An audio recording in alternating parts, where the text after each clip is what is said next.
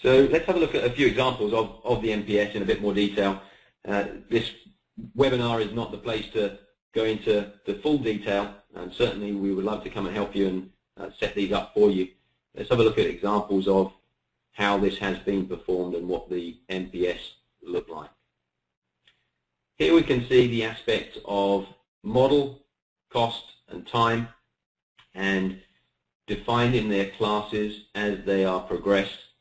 And we can see that in the example of the cost, we have estimating starting at E1, where we just have spatial allowances, and that goes right the way through where we price per building element, where we add resource information, subcontractors pricing, and then get to an actual cost at the end of it. And as we progress through, we're increasing the information richness of the cost, but we have to have a certain level of detail from the model. The model has to be a certain class in order for that information to be populated. Same thing happens with scheduling, and when we define a level of detail, we have to, at a certain point, understand that for a target level of detail 200, then we would need a model at M2, which is the building elements with approximate dimensions, in order for us to populate the E2 estimate to go to resource level by actually using the element properties, the dimensions, to derive the methods and resources in order to price that at this level.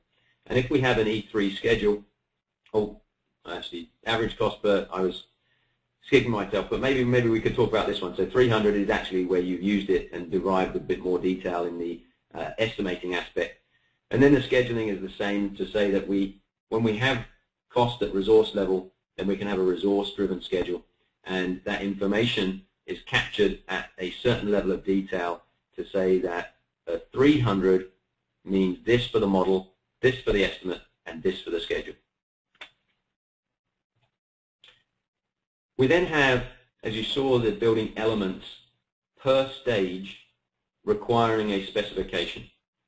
So if we look at the building element categories and understand that within each of these categories we have a list of typical types of element, or hopefully in this project there's project-specific elements, and we have a defined level of detail that at each stage we're trying to achieve a target level of detail.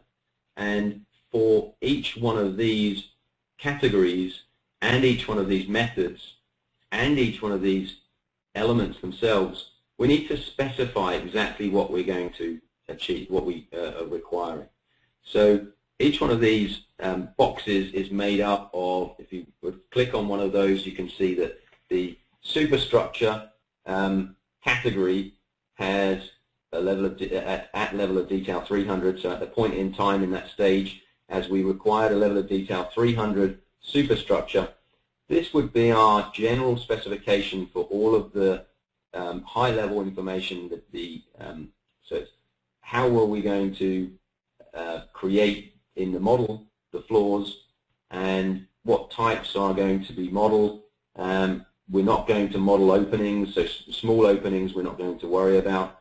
We're not modeling metal decking separately, but as long as we know that, when we get to the level of detail 300 in that stage, we're going to get a class M2 model, and the estimator knows that he'll have to make an allowance potentially, or the pricing information will have to include for these openings. Then the information that he is using and the specification that he is putting together is aware of the input. Then from a task sense, what are we going to use, what information, what tasks are we going to create, and what are the properties that we're going to use to generate those tasks. So if we're having concrete tasks and we've got formwork reinforcement, the mesh, the concrete, and then the precast items, we know that we're going to have surface area from the floor geometry, which is pretty simple, and as long as we are using slabs, so 4 slabs, we can get this information. So this is our specification at a very high level. Then we look at each of the elements within those categories, and we need to specify for a level of detail 300 elements exactly how and what family type is, what the naming convention is going to be for these grade beams, in order for us to then automatically populate all of the estimating quantities, knowing that from this wall element grade beam we can get lineal footage, which we can use to know how much time it's going to take to lay them out. And then fine grading, we're going to use the lineal footage, although we can specify exactly how we're going to use this, which ones we're going to use. Obviously, for casting the concrete, we need to know the cubic yardage.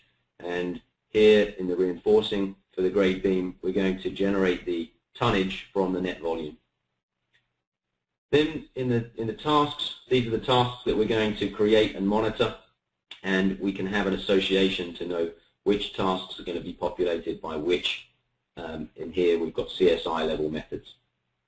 So the information is defined even down to the element level, so that the architect or whoever's producing the model, and if you've got many people producing a model, then they can refer to this when they're creating a grade beam and actually create that using the wall tool, and know that that information is going to be really very, very useful for the estimating and the scheduling team. We spoke about actions, and it's really important to know that in order to progress from one stage to another stage, we need to carry out some actions.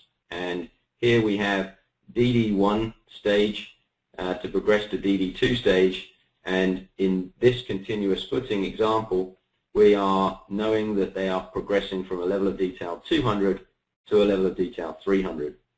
And therefore, in order to get to change that, there are a number of actions that are needed to be accomplished. And there will be actions for the model, there will be actions for the schedule, for the estimate, and there will be actions for the schedule.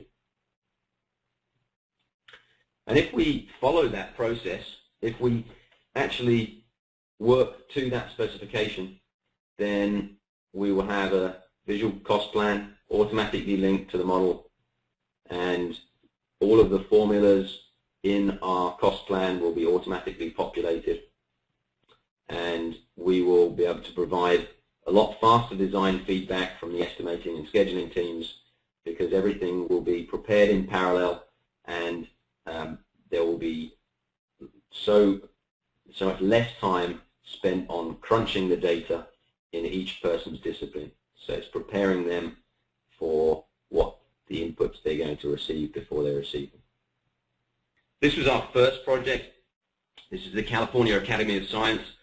Very complex roof structures in here, and pleased to say that there was extremely low, if any, rework required, because they had been modeled and coordinated, and it was this BIM process that had been adopted to resolve issues before they come to light. But it's the progression of using that data in a 4D and 5D, as Holly said.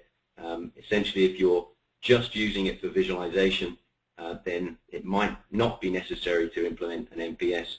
But if you're using it to then extract quantity data and use the quantity data for cost planning and scheduling, then it's very important. Here's an example for a university project, and you can see the detail, the MEP models and structural model combined. And it's not to say that all models are the same, but they are made up of the same components. Even though this building looks extremely different, this Performing Arts Center, we essentially know that it's an assembly of of the same components in a different way, performed to create an output which is a different building entirely. But if we can go down to that granular level and know that those columns in this building are similar to the columns in other buildings, and we can define that before we start our projects, we can make our lives a lot easier. We have to make sure that the models are fit for purpose. So in this example that you can see on your screen now, it's a bit more detail in it, and we're a bit more interested in things like having the right faucets and the right cabinetry and the screens so that the lab technicians using this facility, and that was the purpose of this model, is so that they can really understand what they're going to get as an output. Some large projects, more and more projects, we are seeing models being produced.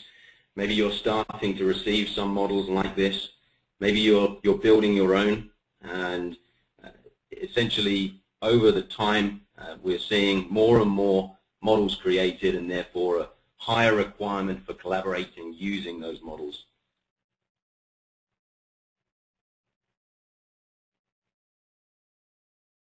A couple of ballparks to show the scale. But essentially what we're doing, and a lot of the low-hanging fruit that come from creating a model, even not necessarily with a model progression specification, but when those models are combined at the same level of detail, the same design stage, we're able to identify potential problems with the design, and we can see these issues early